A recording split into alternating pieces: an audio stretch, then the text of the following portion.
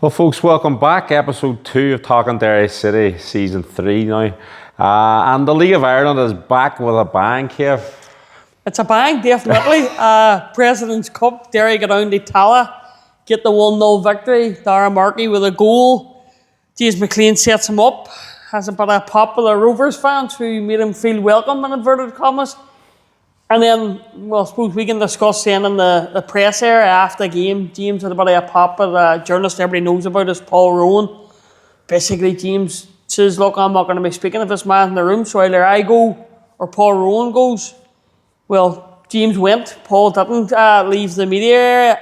And basically, I think Tiernan and Darragh Markey went too, and me and yourself and Michael Keeley went with them to get a bit of an interview then. But I think you would know better than after it. I think Tiernan possibly was going back in to the Dublin media as such. Well, just to sort of paint the bigger picture of that, because that's what it all came out afterwards, that James didn't speak to the journalist and refused, walked out of the Tala media room and stuff like that.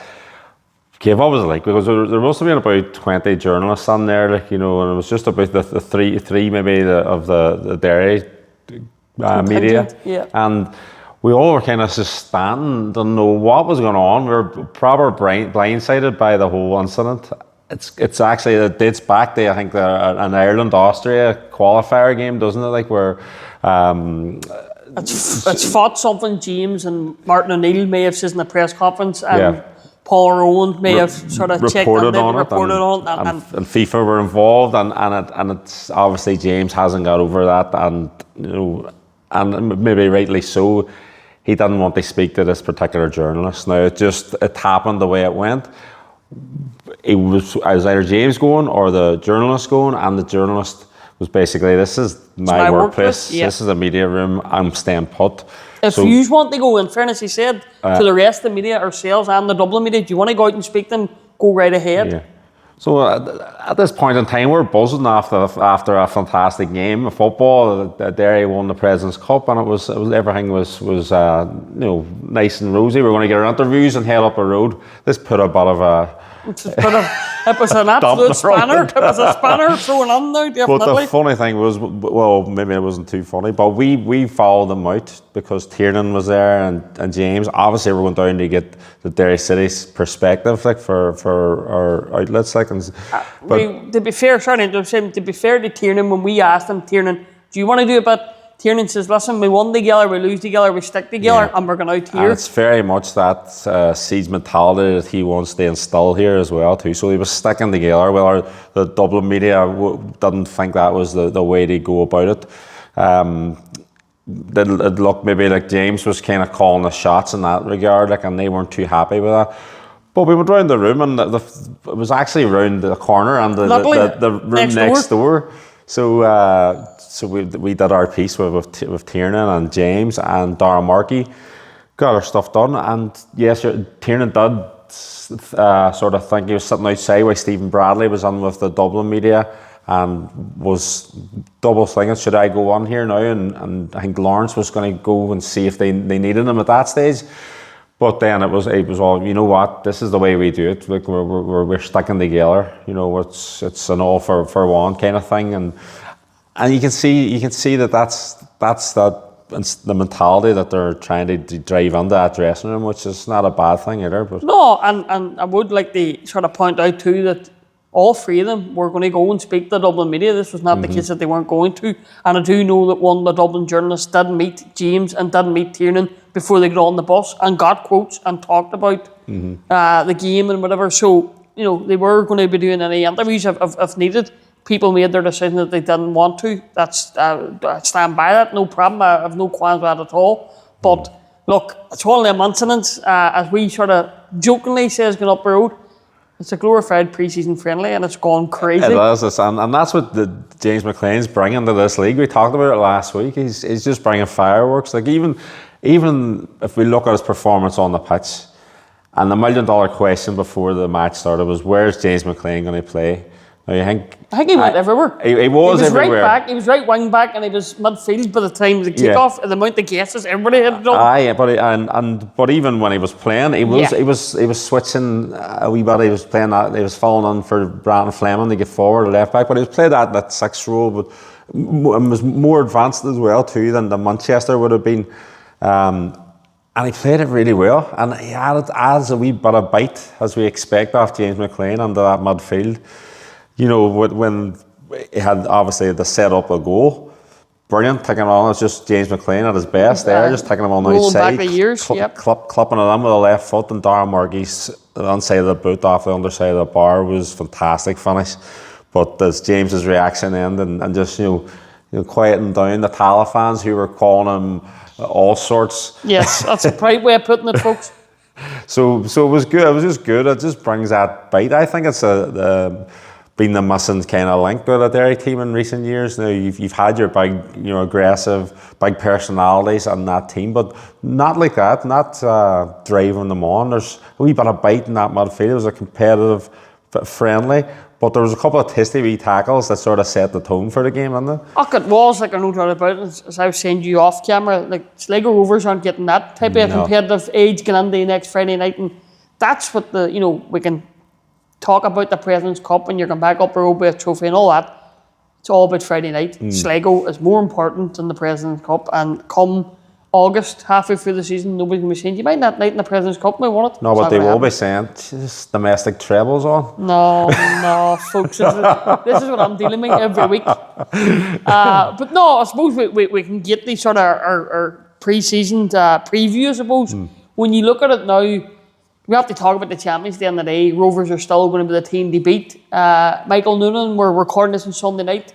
It looks as if he's not going to Germany. I think Stephen Bradley's still trying to add players to his squad. Mulroney came in, young lad from UCD came on as sub. I was impressed with him.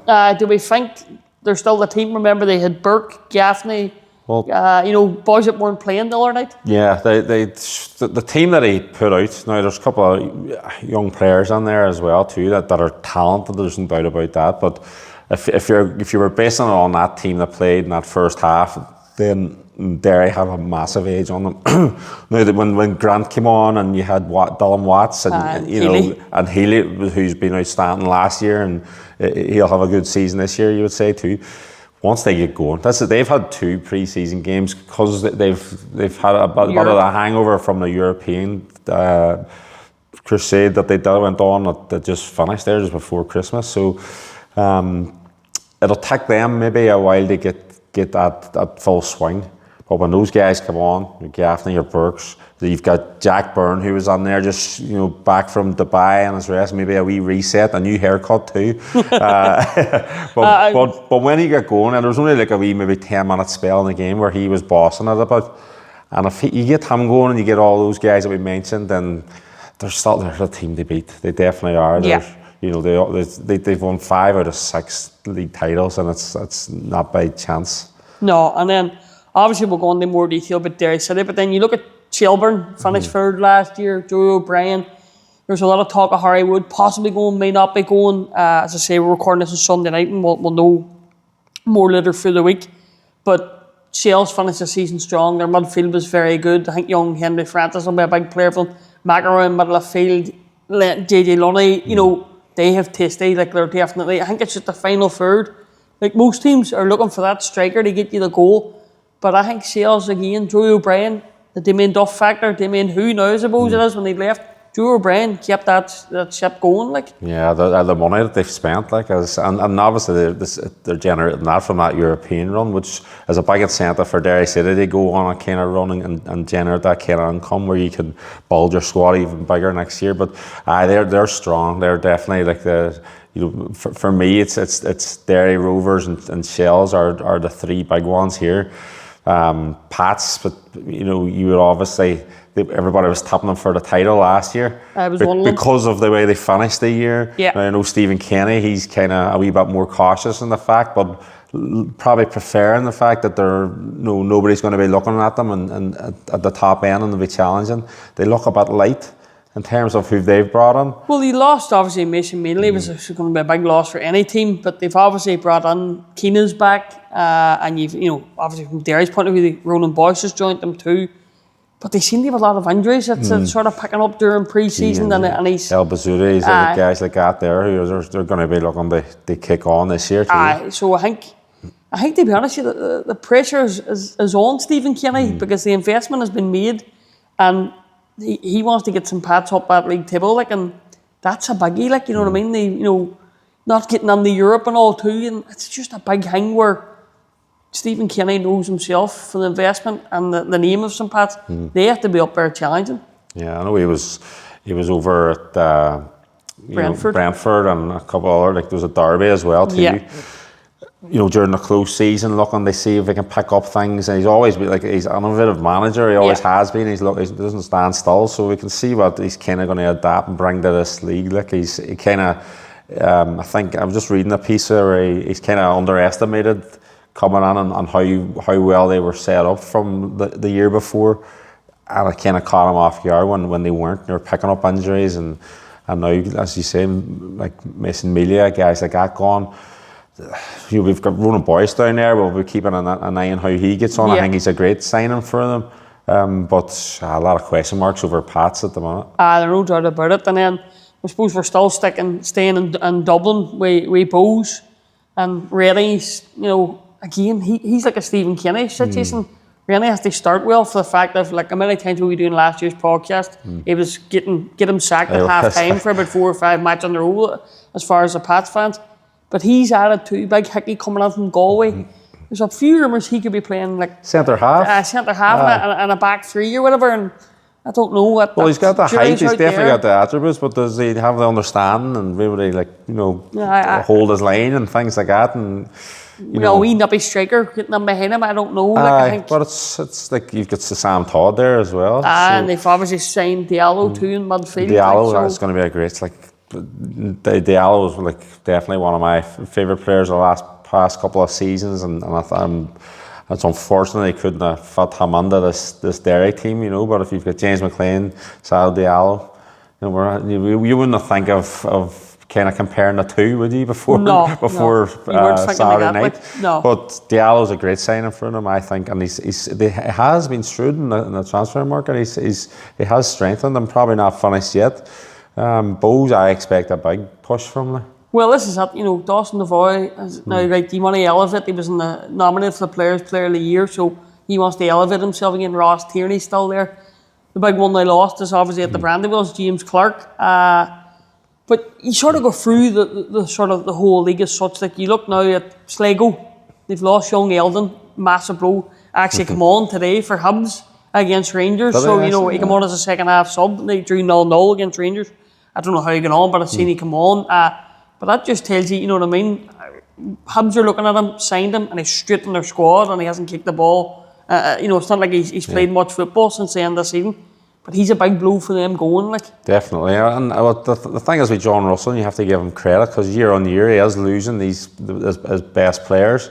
But Eldon's just offered him so much, for a guy of his young years, he was one of their talisman, They don't really have, in my eyes, I haven't looked closely at their squad and of the guys that they brought in, but I don't think they've anybody to replace him for a start. Aye. But up that top end of the pitch, I think they'll be struggling.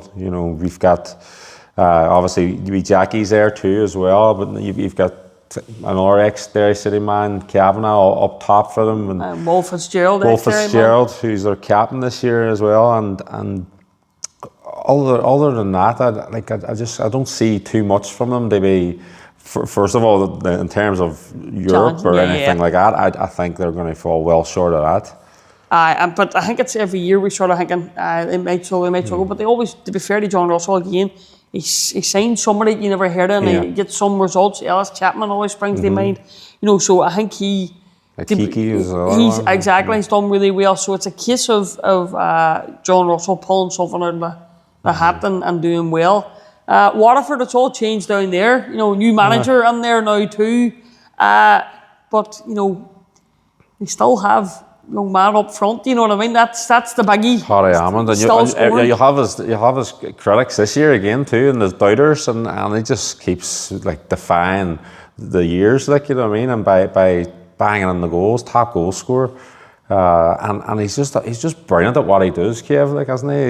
He's a torture for centre halves, and if you've got him in a score, if you've got a goal scorer, then you've got half a chance. Aye. You know, and he's going to get you 20 goals a season, you would expect. Like.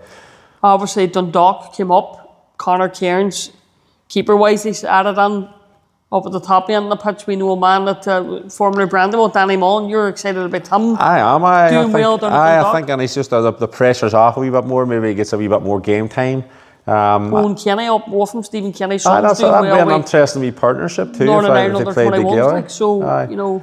I think I actually like what Dundalk have done in terms of their build. Now, I think they're going to be a force and challenge in either. No, I think I would put them in with like Sligo Rovers, Dundalk kind of bracket there, maybe even Waterford on the three teams there. Now, you make your predictions like this, Kev, and you know, and people are laughing at you after 3 or 4 weeks. Exactly. But you've got to think in terms of how they've come up, and they're still building. They're still using a lot of youngsters. Still like Daryl Horgan there as well too, with that experience. But I just think they're when you compare their squads to the squads that Derry now have, and the Rovers and Bows, you know, it's hard for them to get they sort of challenge there. Well, this is it, and I know a couple of years ago, Galway was the team that was sort of in the mix, and you know, can they get into Europe, and it just faded away. There's changes there too. Again, you know what I mean. They've obviously lost Hickey. And you know, John Coffey's a different number 2 on with him now, because obviously Dilly went to Waterford, so a lot of things have changed at Galway too, but they're always tough down at Tiernan. Well, that's it, and they're going to be good at what they do, and they're going to be hard to beat.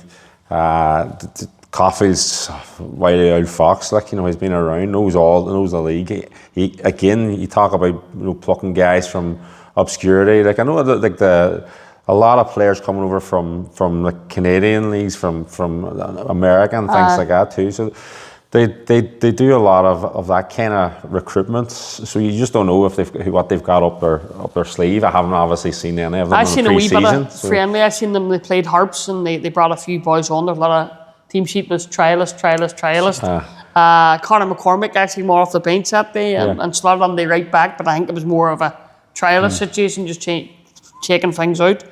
And then you sort of look at Kevin Doherty at Drogheda.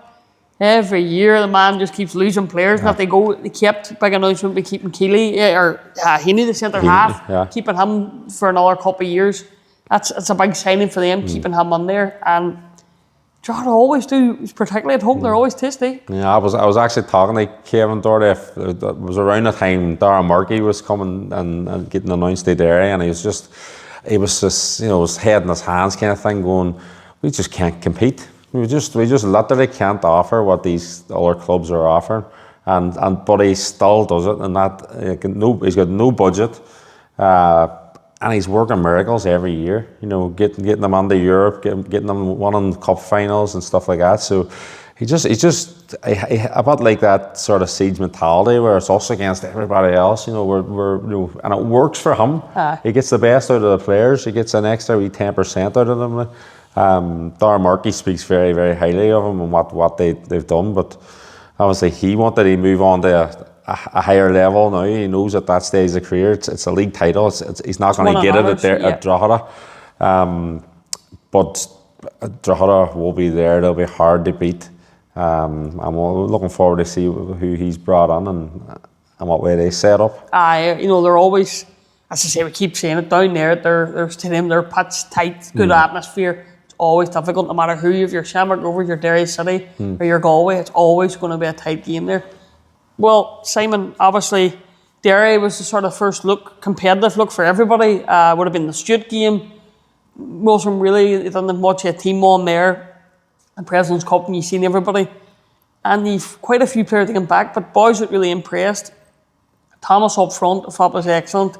Darren Markey gets his goal and done really well. And you also, as James Clark, I thought was tasty, you know, just keeping things together, and you could see glimpses of him. Like, well, we got 6 of the new signings. We know we knew really what two of those guys were. They're back in their candy stripes, the McClean brothers. But we've already mentioned what James brought to the table. Like, the formation was something that we were kind of, it was the same in the Ballykeeman World Cup, the four at the back as well. So, but that was a wee bit of, we were thinking beforehand who's going to play where. And it was funny, you pointed out at one stage in the second half when the subs were made that there was like the four at the back were all left footers. All left pigs. And it's crazy how many left footers. Like, it's usually the opposite, isn't it? Like, but you can feel the full 11 with left footers. Like, that's the big thing. Everybody so far, Tiernan's added, even young Rob Slavin's come in.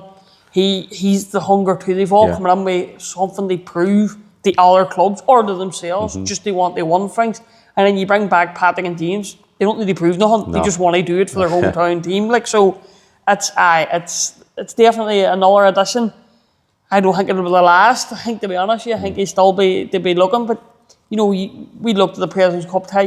Liam Boyce didn't feature. Gavin White didn't feature. You've Dummigan in the stand. You've Dippo in the stand. You know, so there's still a lot, you know, to be sort of excited about. Yeah. And I think, you know, how things go from the whole changing room as how it's going to be. It's just managing that whole changing room and keeping the sort of the players that aren't featuring that much, keeping them happy. Yeah, it's a big group now, like, and you're going to have competition in every department now. Everything else on what we've seen on Saturday is gets you excited. Those like nearly 700 fans travelled down to Tala, made brilliant noise, and they would have loved that. And not getting carried away. They're people. You can get carried away with one on a pre-season cup, but I think people they know that this is what it is. It's the start of it. You know, it's a good start. It's exciting. It's something they build on. You can see the different dynamics around the pitch. The Markey and James Clark, they're connecting. Markey talked about afterwards. You know, he just enjoys playing it. These guys are coming. They've come with big reputations in the league. They've won stuff in the league as well, but they know that playing with these better players every day, you know, the amount of talent in that Derry squad, it makes them better, makes them step up, you know, and motivates them to do better. So we're going to get the best out of these players at their prime age as well, a lot of them, like the Clarks and the Markeys and then Mickey, we were saying he was quiet for a long time because he was out there kind of isolated on the left side. But if James and him make up get a wee relationship there, and Fleming, that could be our focal point of the team. Yeah. You know, but Josh Thomas, you mentioned, I thought he was outstanding. I knew what he was all about in terms of pace. Yeah.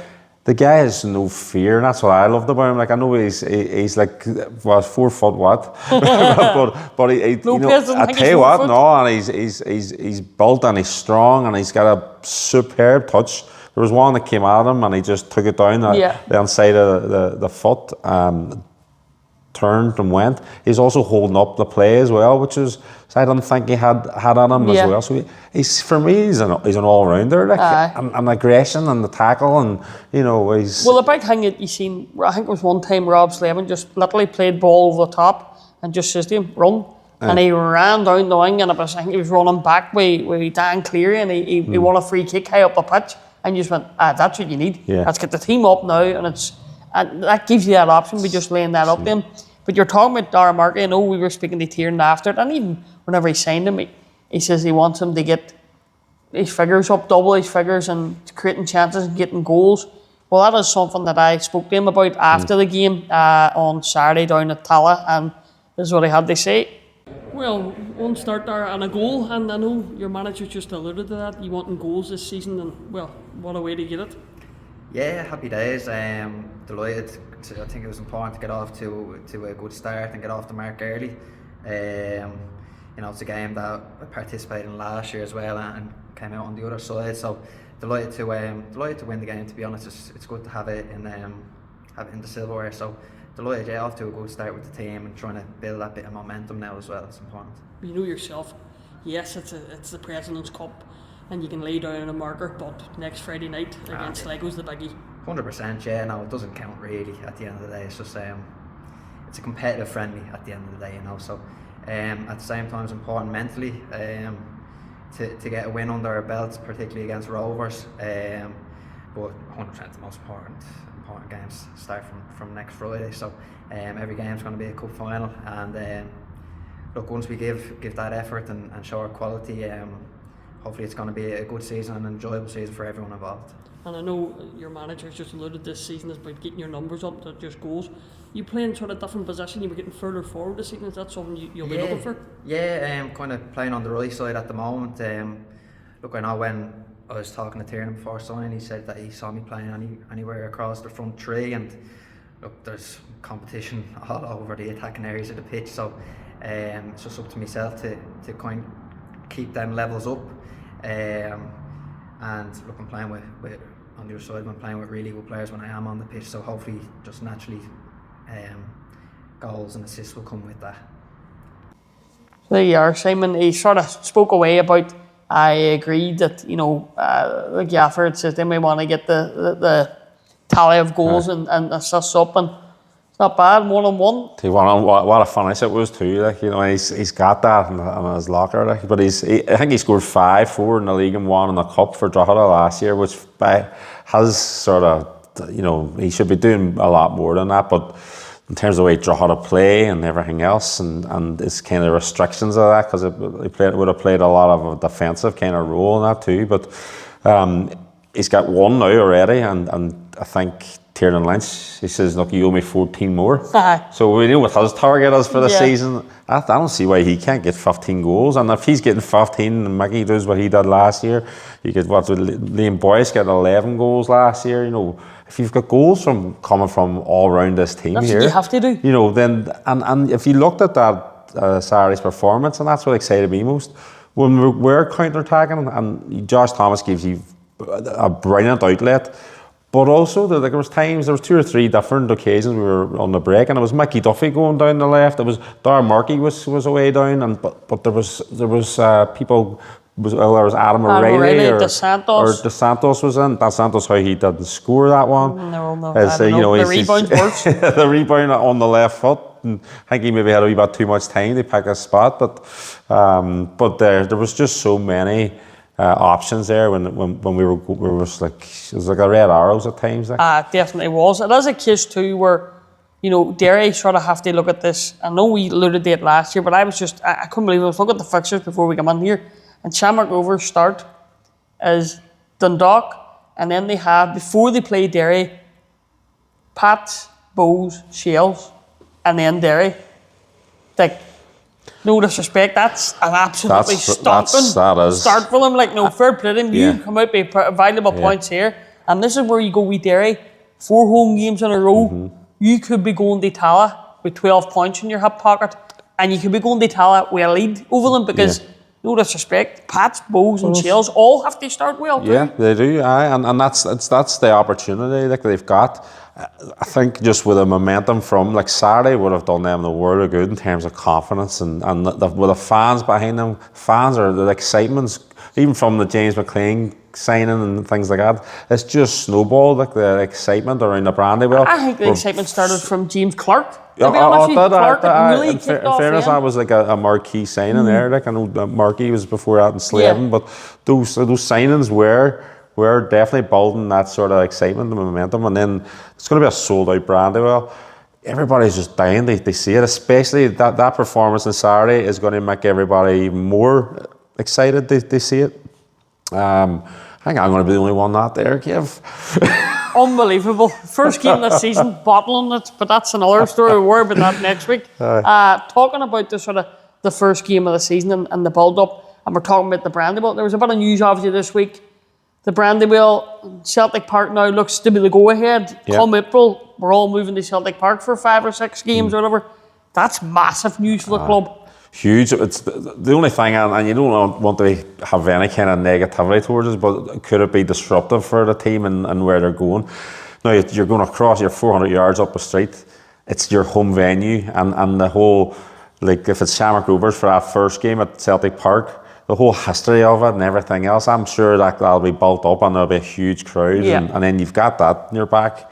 This could be a wee fortress over there for us. They come back on their lovely spanking new Is it 95% grass pitch? 5%? Yeah, I don't know. But it's great, and it's another move towards Derry having like more control and ownership of that Brandywell, which is going to be their home. Obviously, any other places locations that we were looking at, Templemore, Fort George, all the rest, it seems to be Brandywell's the only show now here. Yeah. And the improvements that Phillips made, 3 million under the North Stand, which is a huge success, and how quickly got that up and on use. You know, we're going to be upgrades on the South End Park stand, I'm sure. We looked at Tala too, and the way they've done their upgrades, and you know, in the media facilities. You know, they look plus. See if we could move towards that kind of advancements in terms of the media and the hospitality side of things. Then you're going up to that, you know, Grade 3 UEFA standard stadium that's going to host those bigger games as well. But the grass pitch is, you know, I was chatting to Brian Maher the other day about it, and he's saying, like, thank God this is getting wrapped up. For a keeper, imagine, like it's bad enough when, you know, we're Liam Boyce and it's bouncing off his shins and he just can't read the ball. But for a keeper, and you're going down and you're basically hitting concrete. You know what I mean? He just can't wait to see the back of it, and it's going to make a huge difference to the way Derry play. Well, this is up, and it's just, as you said earlier, but the improvements that Philip continues to do, and the council this time have backed them unanimously at the meeting last week. It's positive for not just Derry City, and the Winster's just going to be using it. So look, it's great that this is happening, and it's massive that the club can have somebody like the city can have somebody like Philip Woodhardy can do this. Yeah. It's great for everybody, and as I say, the Derry City fans and players are all excited to be okay. The brand going up to Celtic Park, it's going to be a novelty. It's going to be something different for 5-6 games, whatever it'll be. And then you can back the new Brandywell. It's just like the place is going to be bouncing again. Like, and you just hope at that stage, like, you know, if it's June, say, that, you know, that's the build up to the European matches, then that Europa League game, it's going to be fever pitch again too. But you just hope they're in a good position league wise at that stage. They maybe just kick on, and, you know, that could be like, you know, the real sort of kickstarter then, like, you know, that takes them the whole way under the end of the season. Like. Well, this is up, and then it's just because of the excitement, and everybody's sort of, right, we can't wait for Friday night now, let's get this season going. And then even you look in on Sunday, you've got Bows hosting St. Pat's at the Aviva. I think they're close to their target that they wanted sellout wise. Like the vibe is still really vibrant for the League of Ireland. It's still there, the appetite for people to go. You can't really ask for much more, like. No, and it really is. Like, that's going to be a cracker match. Like, they kick things off as well too. But I don't underestimate the James McClean factor in it all too. Like, and we got a wee taster firsthand of how chaotic it could be. Like, but just having him back as, like, you know, as a face of the League of Ireland now, like, too, it's just going to he's taking over from Duffer. Is that what you're saying to me? Without a doubt, we predicted that last week. I think you'll think, that he was. We didn't think it was going to be so soon. No, he didn't need to just take just the one match, like, but it was just seeing it. He stole the show in terms of the whole experience of it. Like, you know, it was shushing the Rovers fans. Even that outburst in the press room, and you know, but even just talking to them afterwards, he gets so much passion for this club and for the league, and he just has no fear, like, and that's what we needed going on. I think that's been the big sort of click of the switch, is when you go down to Tala, like we showed on Saturday, that we've no fear. We've got a squad that's very capable of competing with yours, so it all bodes well, I think. Well, I suppose we're at that sort of stage now. It's too early. I know we don't like you do it this early, and we'll get stuck for it, but we have to go with predictions. So we'll go with a top three. Top three, I think, is fair enough. So who are you going with your top? So we'll go third first. Third, I'm going with Shells third. Shelburne third. To be honest, I think our top three is going to be exactly the same. I do as well. Well, I'm going to go one better, like, I think. So am I.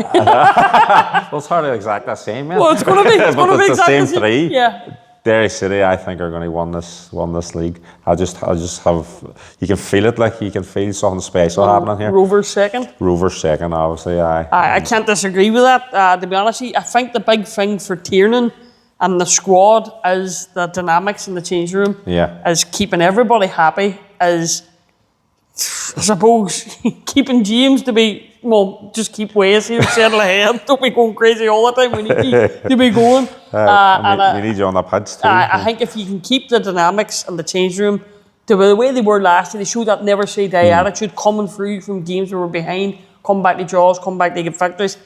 That has to continue in that dressing room, and there's a lot of changes in that dressing room from last season. So that's the biggie. If that can happen, I think Derry this year can go that step further and finally end the hoodoo. And I didn't think I would be saying that. No. But I do think that, now don't get me wrong, folks, come July we could be like, no, sorry boys, we did warn you. But no, I think this year it can be Derry, Rovers, Shells is my top three. But I agree totally. Like, they've got everything there in their arsenal now to go and do it. This is the best chance Derry City has had in a long, long time. They won this league, so here's hoping.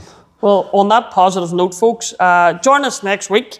Where we're doing it, how we're doing it, God only knows. Buffalo Boy will not be here, that's all I'm saying.